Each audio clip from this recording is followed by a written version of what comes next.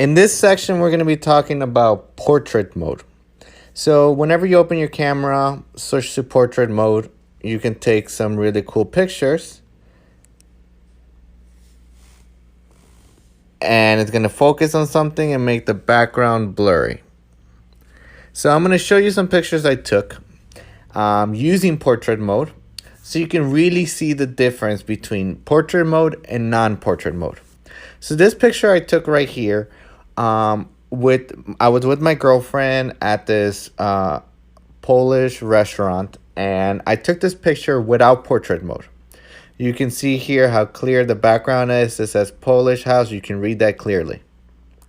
Now, if I go over here, I have one that I took with portrait mode.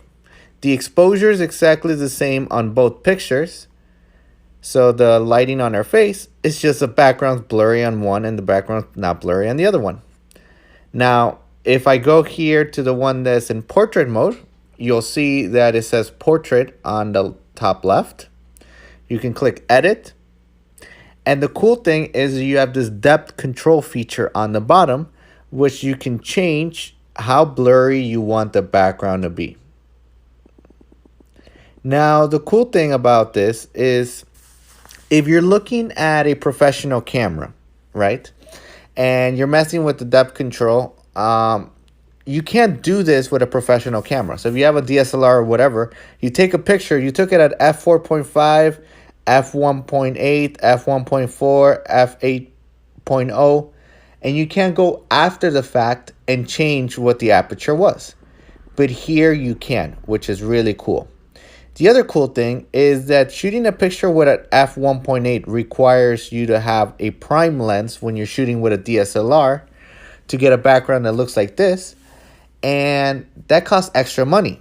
And then if you get a lens that shoots at f1.4, that lens is a couple $100 even more expensive, and then you're getting it all with your iPhone, which is really cool. So if I were to leave it here at f1.4, you can see how blurry the background is versus this picture that was taken without portrait mode. So here is very clear in the background, and here the background is very clear. But let's say I wanted to be able to read the background. I can go back here, click edit, and then switch this all the way to f16, and now I can read the background. The ability to change this after the fact is amazing.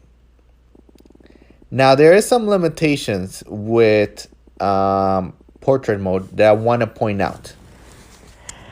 If I zoom in right here to the tip of her head, right, make it very sharp, you can see the edge of her hair. As I lower this, it starts making her hair blurry too, which you would think might not make that much sense because it's almost in the same focal plane as her face. So why is her top of her head also becoming blurry?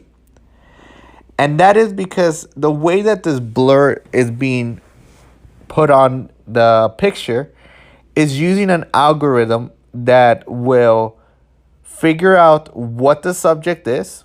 That's why it's usually only done in portrait mode, portrait meaning people. It can detect a face and say, okay, this whole face needs to be focused and everything behind that face needs to be blurry. But it does a really bad job at detecting edges. And then it starts blurring the edges as well. If you were to shoot this with a professional DSLR, it won't blur these edges. Those edges will be sharp. It's just a small limitation. It's not that bad. It's not that noticeable. But if you find that the edges of your subject are becoming too blurry, then I would recommend not lowering the depth control as much till the edges are in focus and then keeping it. So somewhere like, I don't know, 2.8, the edges look sharp. Here, the edges look blurry of her head. So stuff like that is stuff to consider. I just wanted you to note. Now, another cool thing, another cool picture I took with portrait mode, I want to show you guys. So we went to this place and we saw these bushes with Christmas lights on it. So we sat on the ledge with those bushes behind us, and we capture that as a background. Now, without portrait mode, it might look something like this,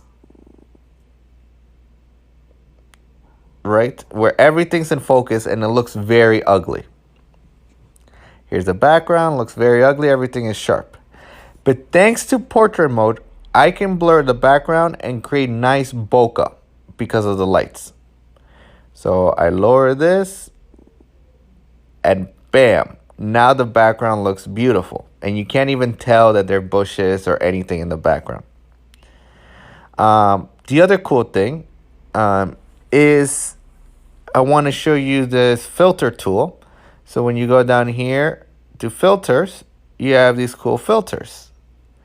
So this is the original picture actually. And then once I click on filters, I go to vivid, and now I stand out even more. Which is really cool because on top of all the tools of portrait mode and everything, I can do filters. Now, if I were to mess with these, I can change with the brightness in my face. Studio light. And then filter. It looks pretty good. So that's it when it comes to portrait mode. My recommendation is whenever you're taking pictures of people to use it, stray away from using it with objects that are not people because it won't do that good of a job of detecting the edges on that, and it might blur some of your subject, which you don't want. So I recommend it with people. It does a good job at detecting faces. And also note how much depth control you're using. Don't blur it too much if your edges are becoming too blurry. And make sure nothing important that needs to be in focus is not in focus. So that's it when it comes to portrait mode. And now we're going to move on to the next lecture.